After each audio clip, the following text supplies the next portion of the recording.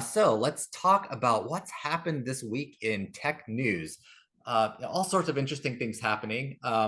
One that I know caught both of our attention this week was an article, recent one from the Wall Street Journal, talking about increasing challenges in managing SaaS in the enterprise.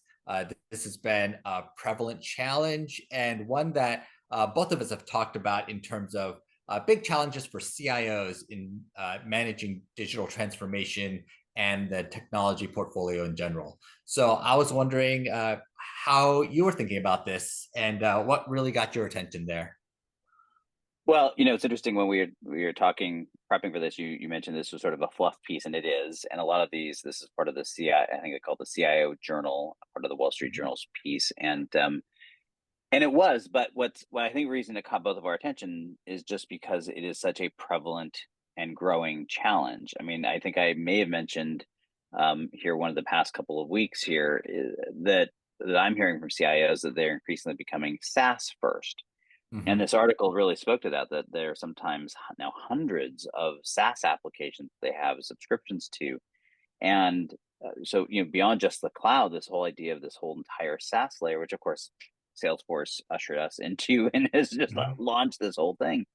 What was really fascinating about it is that it's now become I would say a management space on its own, right? Where you now need to start having a SaaS management strategy of how you're going to deal with this and how you're going to govern all of these, particularly because so many of them are, in fact, the whole premise was it could be owned by a business unit, perhaps, right? And Right. so, what is IT's roles fundamentally shifted with that, and how do you now bring all that back onto it? So, one of the things the article addressed is the shadow IT wars were sort of over, and then is this sort of back again? And some of the CIOs were talking about pushing some of the administrative duties back out to the business units because they just didn't Mhm. have the resources, but still needing a way to control it. And I just think it's a really interesting dynamic.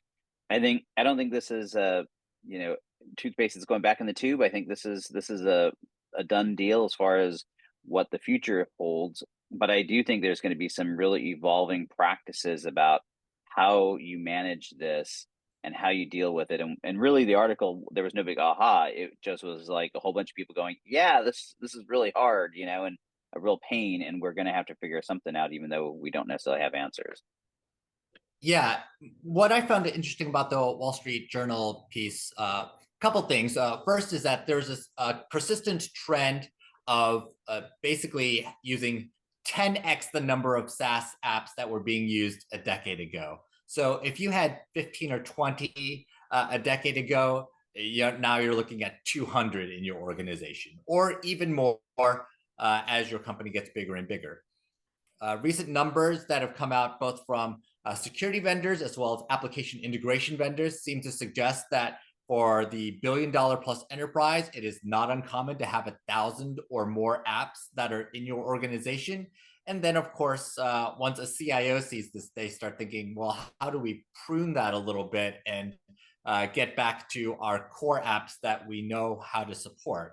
So that's been really interesting to see. And then as you said before about the SaaS management strategy, I've also been looking at a number of vendors that are starting to deal with that challenge. Whether you look at a company like Xylo or Productive or Vendor on the cost and sourcing side, or you look at say a Better Cloud or a Tori, looking at SaaS management from a security and business perspective. There's a bunch of companies that are coming out here that now have call it $1 billion in SaaS spend per year equivalent or more, that are that so they're professionals at managing this stuff. They come from a SaaS background, either say a Salesforce or a Workday or ServiceNow. They come from companies.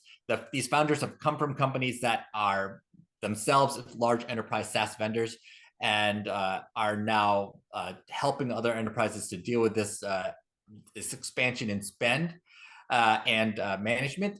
And then the other challenge that I find really interesting here around SaaS is, as you said before, the line of business challenge. This is a half CIO challenge, half line of business, usually revenue related or marketing related challenge.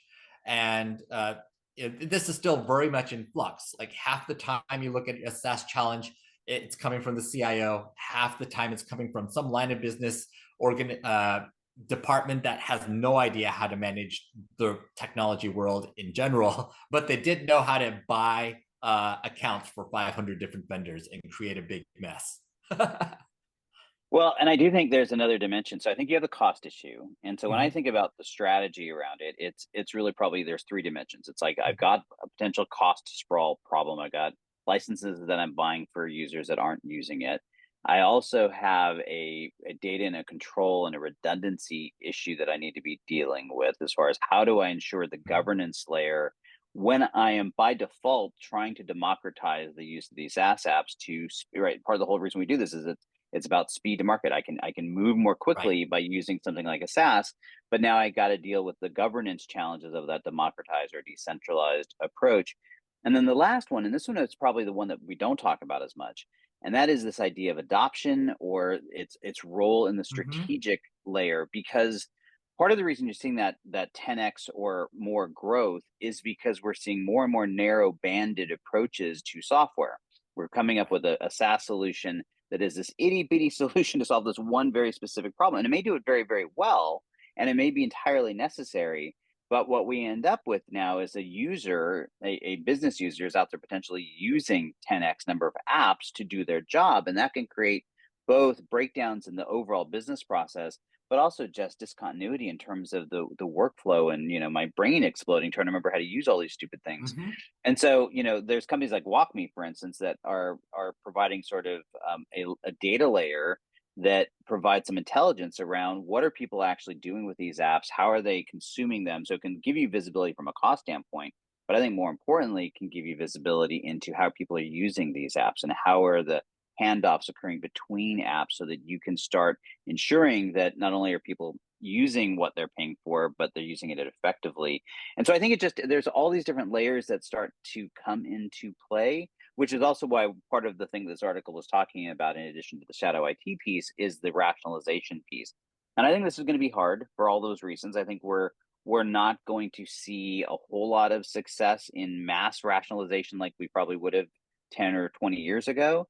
But I also think, as we've talked about a week or two ago, it's part of this push to why there's more focus on the big suites and these companies that have a much broader platform, like the Salesforces or like the Zohos, that have this entire collection of suites, because it sort of allows you to start lowering your footprint from a management governance, all these things we just talked about. So I think there's all these sort of forces at play that make it this an interesting challenge. Yeah, and when I think about the rationalization of SaaS, the department that comes up most often is project management. So it's easy to say, yeah, you just use Microsoft Project and you manage your projects that way. But there are so many issues with using a product like that. It's clumsy, it's clunky, it's not something that everybody knows how to use. So you start using something like an Asana or a Monday, and then you have the opposite problem that you can't handle the specificity of resources or vertical challenges or governance challenges. So then you go off to the other side. And before you know it, you've got 10, 15, 20 different project management solutions that you're using just within your organization. One organization, and you start wondering, why do we need all these different solutions, and when we've got 5 people using this and 10 people using that. So and then you start trying to figure out how to rationalize all this, but it never ends up being as simple as just saying, well, I'm the CIO, I want to do my top down recommendation and just make everybody use Microsoft and SAP. That's no longer an acceptable answer.